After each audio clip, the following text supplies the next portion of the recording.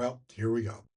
You knew this was coming. Any Twilight Zone fan knows that there are certain episodes, just a handful of them, that just by the title, you know almost line by line what's going to happen. This is The Monsters Are Due on Maple Street. The episode begins on a warm late summer evening in a quiet American suburb, Maple Street. The children are playing, neighbors are chatting on porches, and everything feels safe and familiar. The tone is deliberately calm and almost nostalgic, emphasizing how ordinary this community is. Then something strange happens. In a blinding flash of light, something streaks across the sky, followed by a low rumble and a brief power failure. At first, no one is overly alarmed. People step outside to compare notes. Maybe it was a meteor, maybe a power surge, maybe just coincidence. But almost immediately, small technological failures begin stacking up in an unsettling pattern. Cars refuse to start, radios go dead, lights flicker unexpectedly. Even household appliances behave erratically. The randomness of it is what makes it disturbing. Nothing is fully broken, just unreliable enough to create anxiety. As the neighbors gather in the street, someone half jokingly mentions that it feels like something out of a science fiction story, maybe an alien invasion. The idea is initially dismissed, but it lingers. When one boy, Tommy, says he once read a comic book about aliens who disable a neighborhood's power before invading, the idea suddenly gains traction. Adults begin to reinterpret ordinary events through paranoid lenses. Even harmless details become suspicious. A working car starts briefly, then fails again, becomes proof of sabotage. A light turning on in one house while others are still in the dark becomes evidence that something is hiding somewhere. The tension escalates when neighbors begin questioning one another's behavior. Why did one man's car start when the other one's didn't? Is someone outside walking at night? Why does someone seem too calm? Old grievances quickly surface. People remember past arguments, minor conflicts, and social differences. These irrelevant memories are suddenly treated as evidence of guilt. The community fractures into factions. Some insist the problem must be sabotage from within. Others begin to suspect specific neighbors. Everyone starts watching everyone else. The street, once unified, becomes a circle of accusation. The fear intensifies when the group turns on one man who behaves differently, Les Goodman. His car starts on his own at one point, then his house lights flicker unexpectedly. In a rational world, it'd be technical glitches, but the atmosphere of panic, they're interpreted as proof that he is the alien. Even when he tries to explain himself, no one listens. Each new explanation is dismissed as manipulation. Soon logic collapses entirely. The neighbors begin openly accusing each other. Trust disappears. The idea of us versus them becomes me versus everyone. The situation escalates into near violence as people arm themselves, shouting and threatening one another. In the final act, the audience sees a distant, elevated viewpoint. Two non human observers watching Maple Street from above. They're not attacking the neighborhood directly. Instead, they are deliberately manipulating small systems, power grids, engines, radios, to observe what happens. Their experiment is simple. If you remove stability and introduce uncertainty, what will humans do? The answer they observe is devastatingly consistent. The neighbors do not cooperate. They do not calmly investigate. Instead, they immediately search for a hidden enemy among themselves. The observers conclude that Earth would be easy to conquer, not because of superior force, but because humans will destroy themselves through paranoia alone. The final implication is chilling. The monsters are not aliens. The monsters are ordinary people whose fear replaces reason and neighbor turns against neighbor. Claude Akins was an American character actor known for his deep voice, rugged presence, and frequent roles as tough lawmen, villains, and working class characters in films and television. Claude Akins was born May 25th, 1926, in Nelson, Georgia. He grew up mainly in Bedford, Indiana, after his family moved north when he was an infant. His father was a police officer, and Akins later drew on that background in his many law enforcement roles. He served in the U.S. Army Signal Corps during World War II, seeing action in the Pacific Theater, Burma, and the Philippines. After the war, he studied theater at Northwestern University, graduating in 1949 with a degree in drama. After college, Akins trained in regional theater, including work at the Barter Theater in Virginia, and appeared on Broadway, notably in The Rose Tattoo. Like many actors of his generation, he broke into Hollywood through live television dramas in the early 50s. His film debut came in From Here to Eternity, 1953, launching a steady career in supporting roles. Akins had become highly recognizable as recognizable character actor in war films, westerns, and crime dramas. He was rarely in the romantic lead, but he was often one of the most memorable supporting figures in any cast. Some of his notable films include The Cane Mutiny, Rio Bravo, Battle for the Planet of the Apes, numerous westerns and action films throughout the 50s to the 70s. He was part of a generation of actors who specialized in strong, grounded supporting roles, often playing heavies or authority figures. Television is where Akins most widely is known. He appeared in dozens of popular series, including Gunsmoke, Bonanza, The Rifleman, The Fugitive, The Big Valley. He later became a TV lead himself in the TV show Moving On from 74 to 76, playing a long haul trucker, and BJ and the Bear slash The Misadventures of Sheriff Lobo as Sheriff Elroy P. Lobo, one of his signature roles. These roles made him a familiar face in the 70s television, especially in action and rural drama series. In the 80s, Akins continued acting in television and films, including guest roles and voice work. He also appeared in commercials and educational safety films, maintaining a steady presence even after his peak fame. He was married to Therese Fairfield from 1952 until his death, and they had 3 children. He was known as a private, hardworking actor who stayed active in the industry for decades. Claude Akins died on January 27, 1994, in Altadena, California, from stomach cancer at age 67. He's remembered as one of Hollywood's most dependable tough guy character actors, often describing himself as Hollywood's highest paid unknown because he worked constantly but rarely achieved leading man celebrity status. Akins left behind a legacy of over 100 film and TV credits, memorable roles in westerns and crime dramas, a distinctive presence that made even small roles stand out. He is often cited as the prime example of a working character actor who helped define mid 20th century American television and film.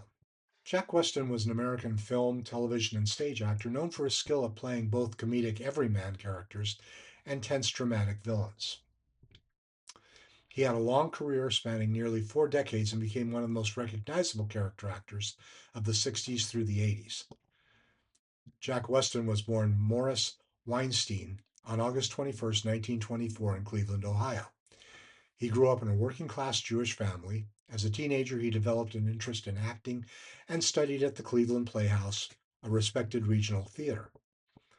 During World War II, he served in the U.S. Army as a machine gunner in Italy and also performed in USO shows to entertain troops.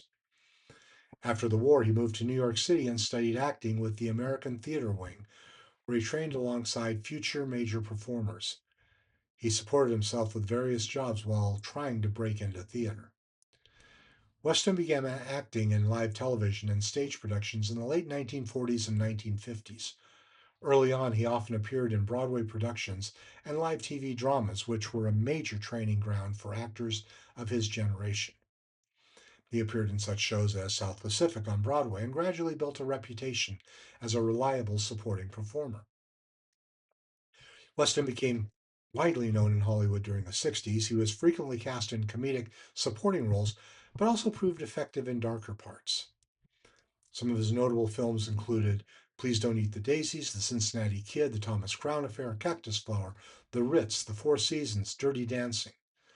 But one of his most famous dramatic roles was in Wait Until Dark, 1967, where he played one of the criminals terrorizing a blind woman, played by Audrey Hepburn.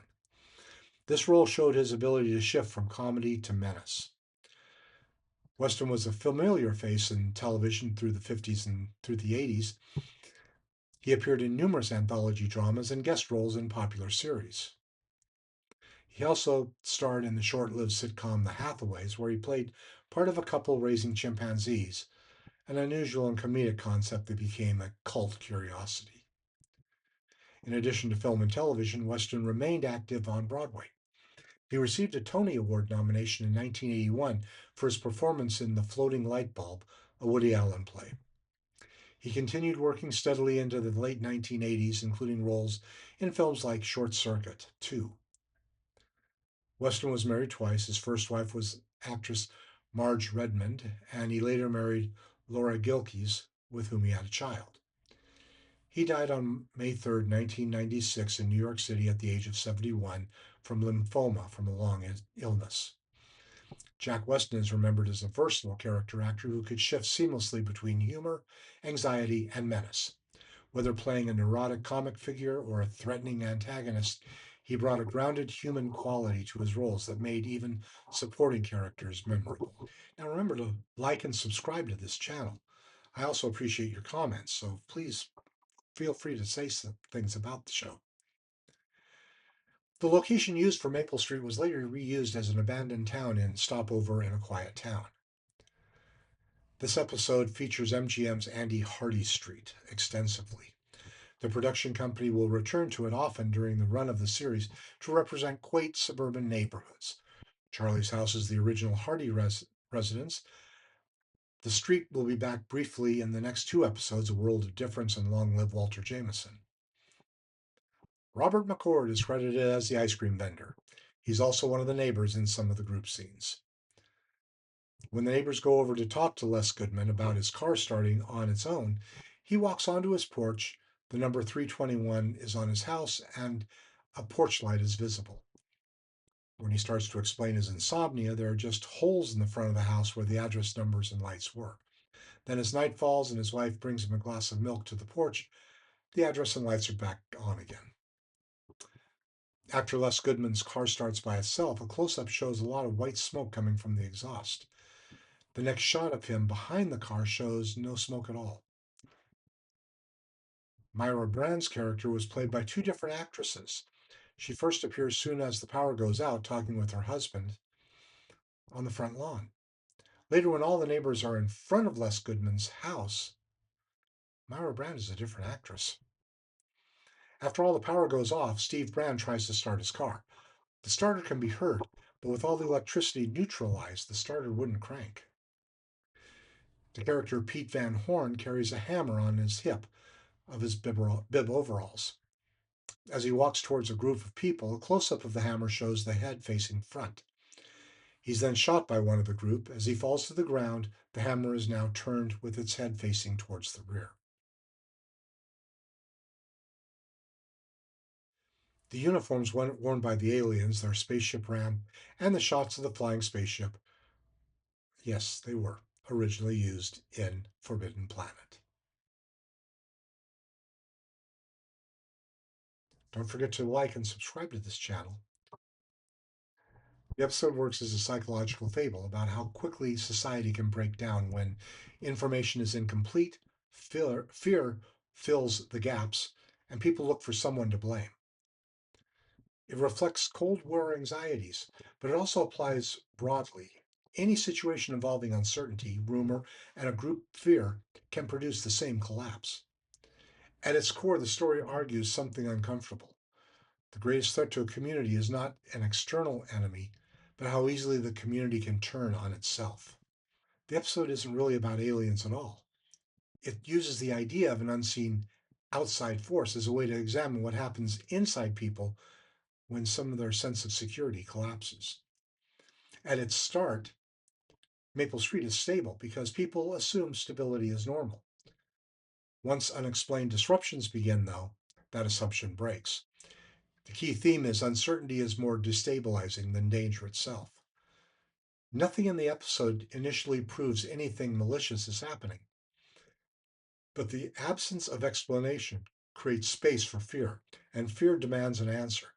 The neighbors don't wait for evidence, they rush to fill a gap with a story that feels emotionally satisfying. Someone must be responsible. That instinct is the seed of the collapse. A major theme is the human tendency to create an enemy when things go wrong. Instead of accepting randomness or technical failure, the neighbors default to someone here must be doing this. One of us is not like the others. There's a hidden traitor. This reveals a psychological shortcut. People prefer a false certainty, a villain, over uncertain reality, no clear case.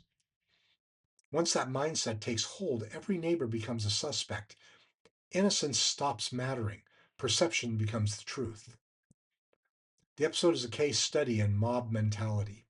Individually, many of the residents are reasonable, but once they gather and reinforce each other's fears, their behavior changes.